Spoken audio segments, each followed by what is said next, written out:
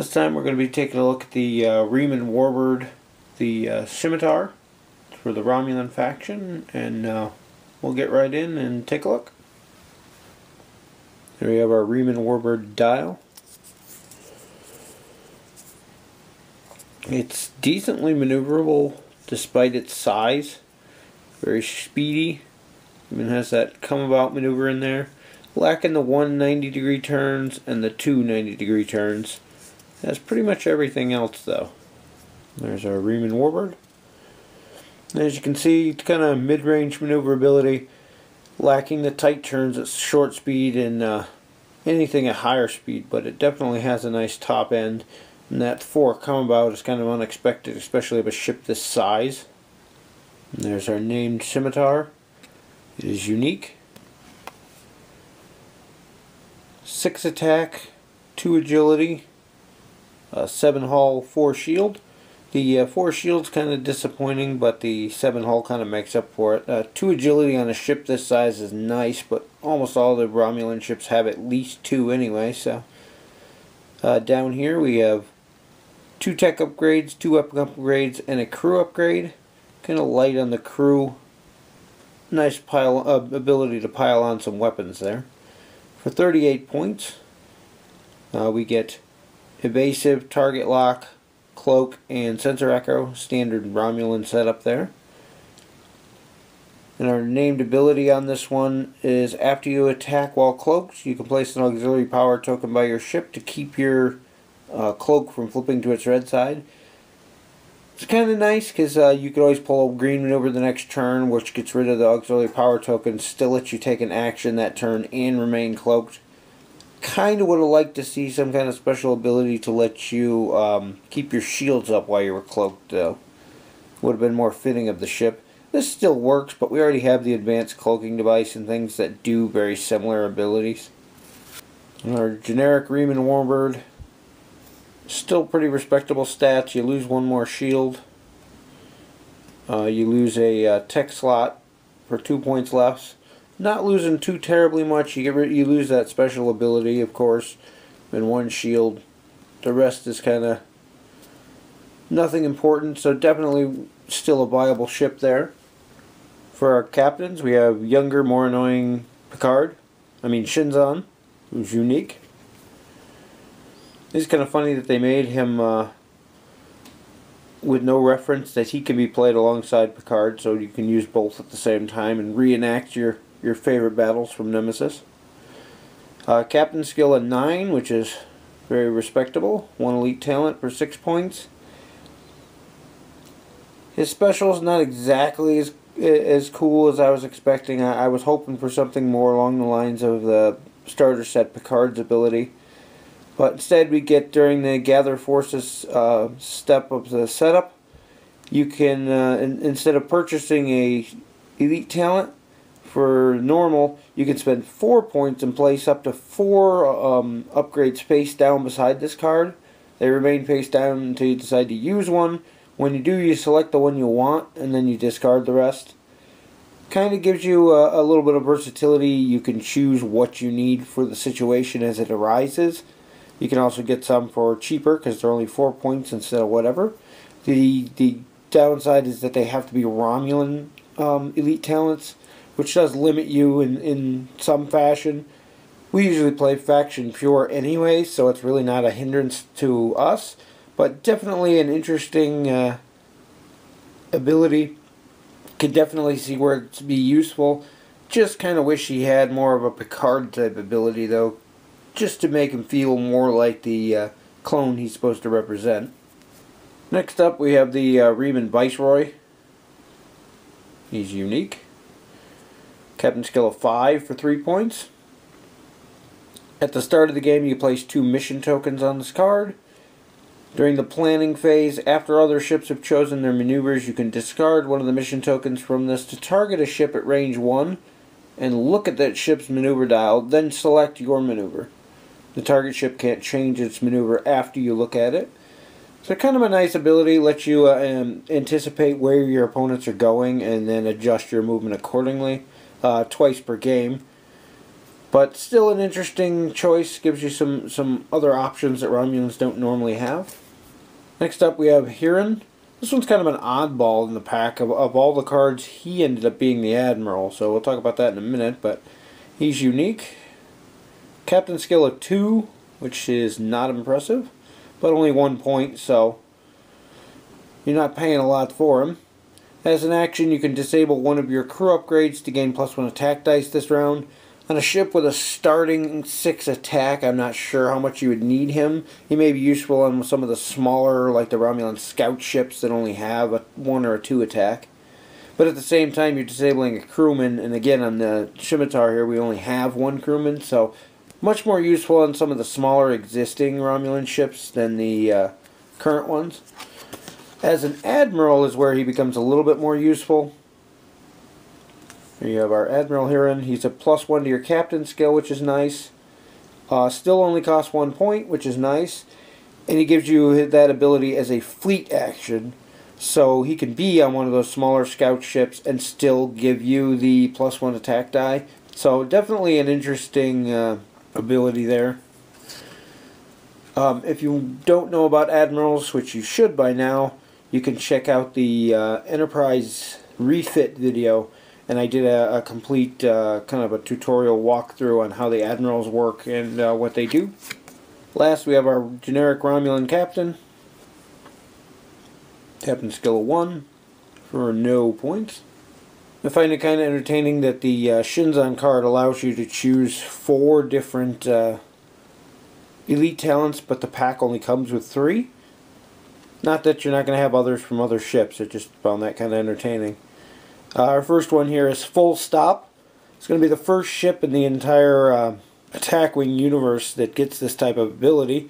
And being an elite talent, you can put it on any captain who has an elite talent slot. It is 3 points. And during the activation phase, after you reveal your chosen maneuver, you may discard this card to ignore that maneuver and not move. You may still take an action during the perform action steps.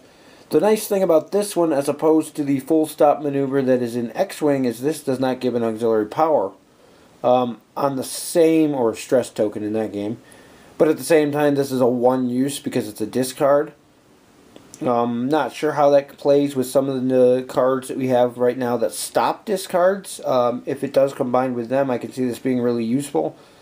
But 3 points for the option to not move. It's tempting, but at the same time, your opponent's going to know you have this equipped, unless you're using it as one of the face-down cards for Shinzon, in which case they're going to be expecting it.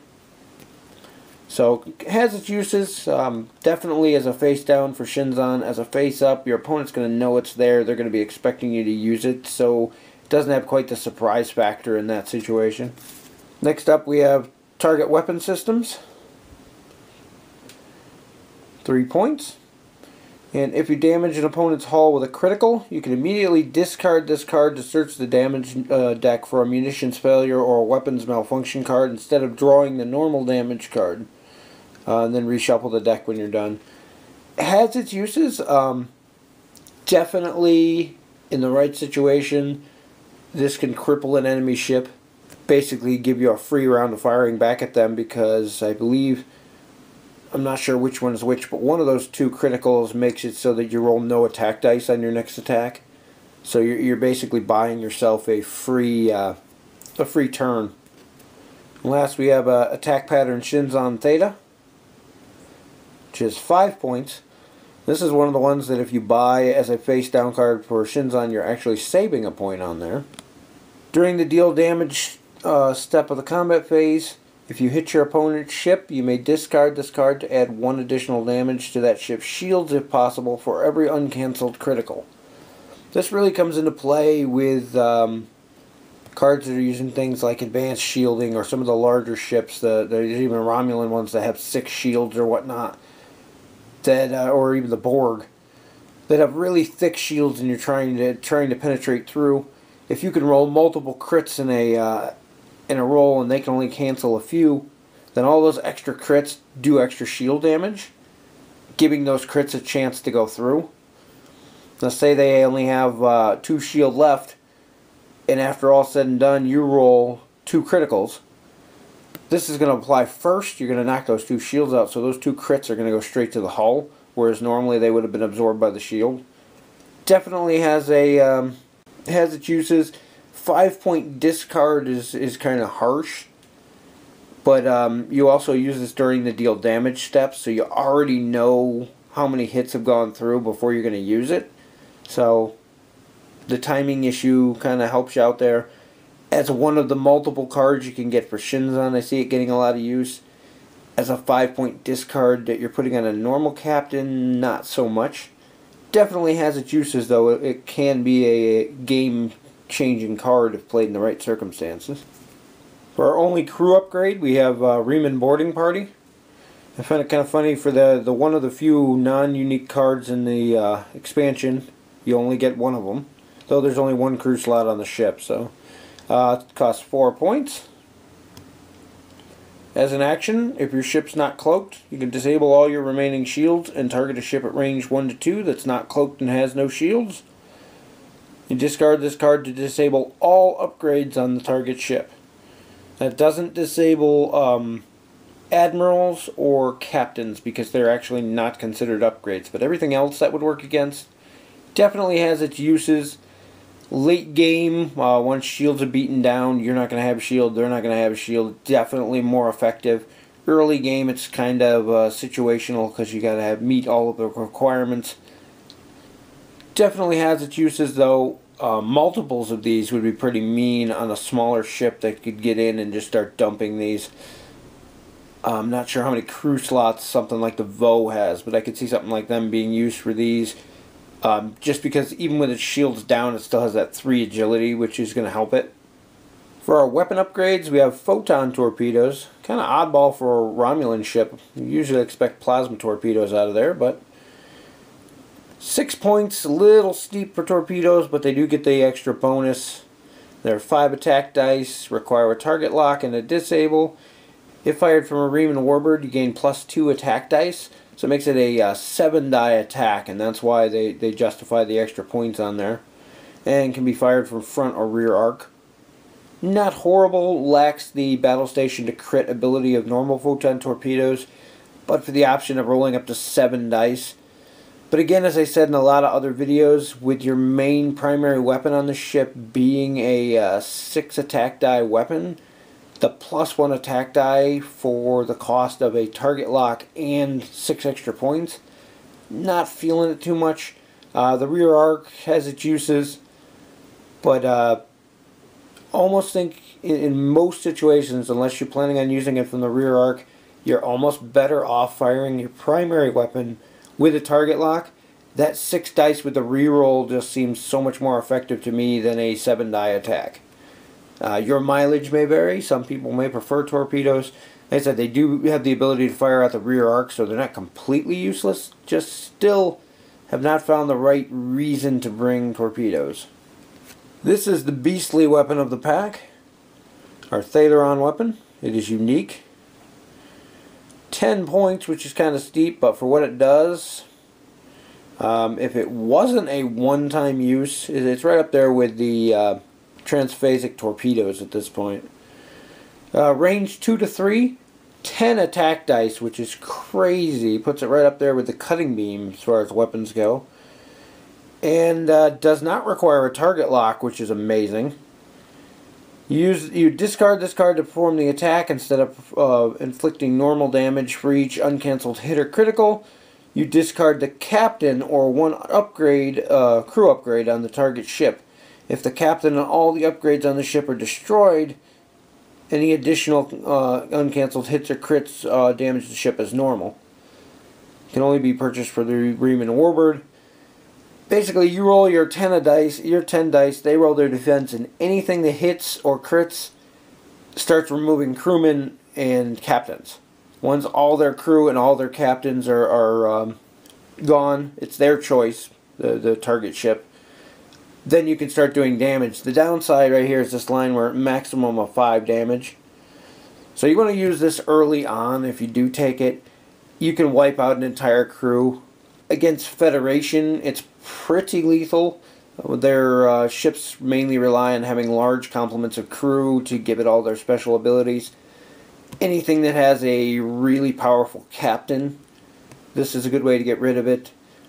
I see it being useful against Borg ships to knock out their captain as well as any other drones they have on board. Makes a lot of their abilities worthless because once you take out their captain, they can't use the drones to power their Borg upgrades anymore. So, definitely has some uses. As much as this ship was designed to go against the Enterprise E in the actual movies, in-game, looking at the upgrades, it's designed to go against Borg. They definitely built it with that intent. For our tech upgrade, we have the improved cloaking device. This is kind of similar to what I was expecting as a ship ability, but still not quite the same. For 5 points, if you have a cloak icon on your action bar, you may perform a cloak action even if you have no active shields and or if there is an auxiliary power token by your ship. Costs 5 extra points for any ship other than the Reman Warbird. This allows you to keep cloaked even if you are under auxiliary power, which again, like I said with the thalaron weapon, seems like it was designed for anti-Borg. Getting hit with a Borg missile now doesn't prevent you from recloaking. So definitely has its uses. The ability to cloak even without shields is very nice. Still would have liked to have seen an ability on this ship that lets you cloak with your shields up. Our next tech upgrade is secondary shields. And they're 6 points. At the start of the game, you place 3 shield tokens on this card. During each end phase, if you have fewer total shields, active or disabled, than your starting value, you can remove a shield from this card and add it to your ship. If your ship's cloaked, you may choose to add an extra shield as a disabled shield. This upgrade can only be purchased for the Reman Warbird. Basically, it gives you an ability to regenerate up to 3 shields during the course of the game. For 6 points, that's what you're paying to get the shields normally. The only downside is you have to get hit first to lose a shield to use this to repair a shield. Late game definitely can be useful. With 7 hull on your ship, even after your shields are down, you're going to be around for a while, so you're definitely going to get the use out of it. The downside is that you can only transfer 1 per turn, but definitely has its uses. Can definitely help out in a longer game, especially if you're playing a higher points game, longer battles. So this expansion, we have our 4 shield tokens, the auxiliary power and critical token. You have evasive and a cloak, a disable for your torpedoes. You have your 2 Admiral tokens and an Admiral reference card explaining how the Admiral works. We have target lock I-1.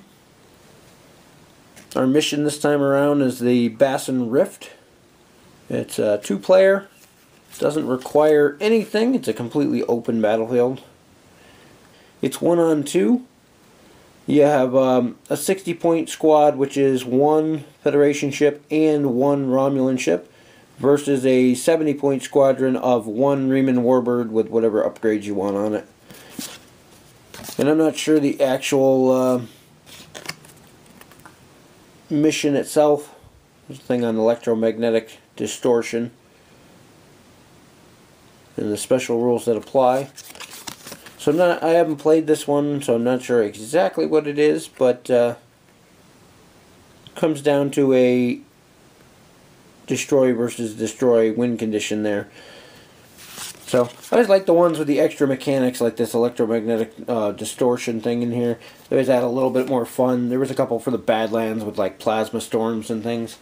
Kind of sad that this one didn't come with any actual scenery type things for the mission like a lot of them do, but still, you get enough other stuff in here. As for the model, I'm actually extremely impressed with the model. The detail on there, it was actually put together well. There was no bent parts. It seems pretty solid. Even these smaller pieces here are pretty solid. They're not going to snap off on you. The amount of detail they went into on the model itself is really good. But as with all of them, it's a solid color. There's a little bit of highlighting you can see around here and up in the vents in the front. But other than that, it's almost plain, no paint whatsoever. They did it in this really cool, and I don't know if the camera's picking it up. It's like a metallic plastic that they molded it in. Doesn't seem like it's coming out very well on the camera, but you can still see all the detail in there. Anyone with a good steady hand and some paint can really bring out the detail. Even a wash would do it well, but a really good painter, you could bring out all these little hull plating and Aztecing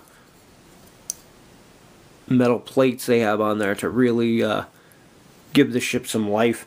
I might even give a hand at it and try doing them in like a dark purple or something like that, just to make it stand out. Definitely a cool model. It is much larger than I expected. Give you something else you can compare it to. I mean, just a standard base. I'm surprised that it did not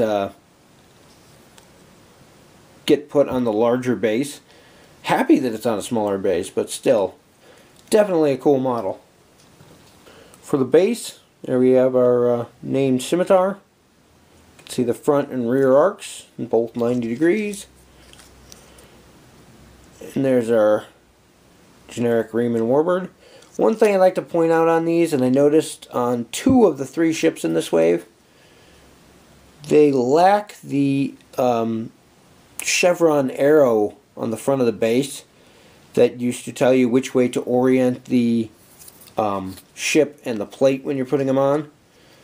And it even references that in the rule book, so it's going to be confusing for new players because it tells you to make sure that you put your front arc facing that chevron. And since they're not on the base, I see a lot of new players either putting this on backward and then trying to get the ship on the peg and possibly breaking the hole for the peg on the bottom of the ship due to it having, anyone who's played, I don't know if I can get it to focus like that. Anyone who's played knows that there's a little notch on these pegs so that the ships can only go on one way.